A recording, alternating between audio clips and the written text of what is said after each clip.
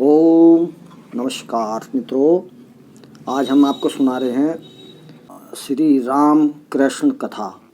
तो मित्रों, यह ग्रंथ लिखा गया था सन 17वीं सदी में दक्षिण भारत के एक महान संत द्वारा, जिनका नाम था श्रीमान वेंकट धवरी। तो ये अनुलोम पढ़ने से, सीधे पढ़ने से तो श्री राम कथा है, और विलोम पढ़ने से उसी श्लोक को ये श्री कृष्ण कथा है। तो मित्रों, बहुत ही अद्वितीय ग्रंथ है। इसके 4 श्लोक हमने अभी वीडियो में डाले थे। अभी हम 4 श्लोक और डालेंगे, जिसको उल्टे सीधे पढ़ने से 8 श्लोक हो जाते हैं। तो यन गाधेय योगी रागी वैताने सौम्ये सौख्ये असो तम ख्यातम शीतम स्फीतम श्रीमान आम अश्रिहाता त्रातम।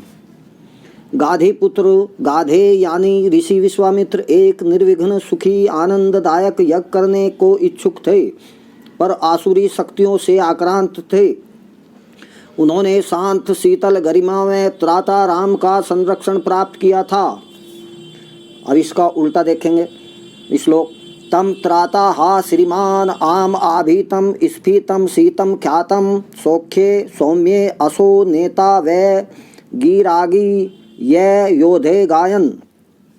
नारद मुनि दैदीप्यमान अपनी संगीत से योद्धाओं में शक्ति संचारक, त्राता सद्गुणों से भरपूर ब्राह्मणों के नेतृत्वकर्ता के रूप में विख्यात ने विश्व के कल्याण के लिए गायन करते हुए श्री कृष्ण से याचना की, जिनकी ख्याति में वृद्धि एक दयावान शांत परोपकार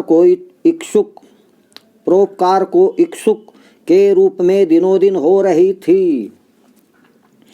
मारमम सुकुमाराभम रसाज आप नर्ताश्रितम काविराम दलाप गोशम अवाम तरानते।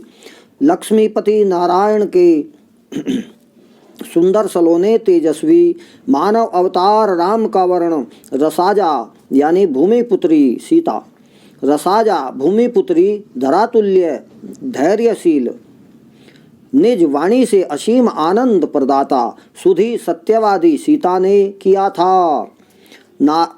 अच्छा, इसका उल्टा है। तेन रातम अवाम अस गोपालात अमराविक तम श्रीत नृपजासारभम रामा कुसुमम रमा। नारद द्वारा लाए गए देवताओं के रक्षक निज पति के रूप में प्राप्त सत्यवादी कृष्ण के द्वारा प्रेषित तत्वतः वास्तव में उज्ज्वल परिजात पुष्प को नरपजा नरेश पुत्री रमा रुक्मणी ने प्राप्त किया। राम नामा सदा खेद भावे दयावान अता पीन तेजा रिपो आनते कादी मोदा सहाता स्वभाषा रसा में सुग रेणु कागा त्रजे भूरु में।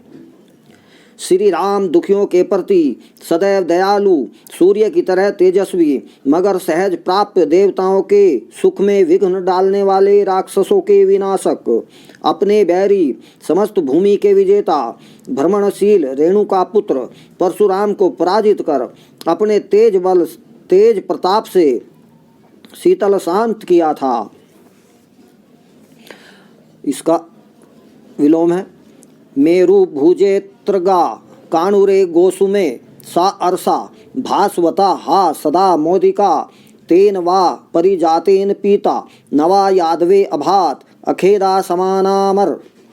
अपराजय मेरु सुमेरु पर्वत से भी सुंदर रैवतक पर्वत पर निवास करते समय रुक्मणी को स्वर्णिम चमकीले पारिजात पुष्पों की प्राप्ति उपरांत धरती के अन्य पुष्प कम सुगंधित अप्रिय लगने लगे। उन्हें कृष्ण की संगत में ओजस्वी नव कलेवर दैवीय रूप प्राप्त करने की अनुभूति होने लगी।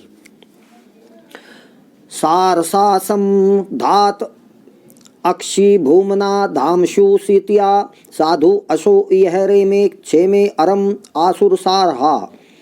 समस्त आसुरी सेना के विनाशक, सौम्यता के विपरीत प्रभावशाली नेत्रधारी रक्षक राम अपने अयोध्या निवास में सीता संग आनंद रह रहे थे। हार सार सुमा रम्य क्षेमेर यह विषाद वसा, यह अतिसुम धामना भूक्षिता धाम संसार सा। अपने गले में मोतियों के हार जैसे परिजात पुष्पों को धारण किए हुए प्रसन्नता व परोपकार की अधिष्ठात्री निर्भीक रुक्मणी आतसी पुष्पधारी कृष्ण संग निज ग्रह को प्रस्थान कर गई। सागसा भरताय इभ माँ भाता मन्युमतिया स अत्र मध्य में तापे पोताय अधिगता रसा। पाप से परिपूर्ण केकई पुत्र भरत के लिए क्रोधाग्नि से पागल तप रही थी। लक्ष्मी की कांति से उज्ज्वलित धरती अयोध्या को उस मध्यमा मंझली पत्नी ने पापी विधि से भरत के लिए ले लिया। अब इसका विलोम है, देखेंगे श्लोक। सार्तागधिया तापोपेता या मध्य मत्रसा यात मन्युमता भामा भये था रभ सागसा।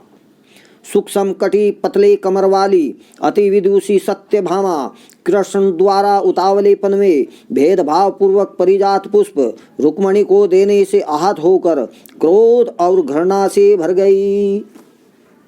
तो आज के लिए 4 श्लोक है मित्रों, फिर अगली वीडियो में 4 सुनाएंगे। इसी तरह से आपका हम थोड़ा ज्ञान बोध करेंगे कि हमारी भारतीय सभ्यता कितनी उन्नत है।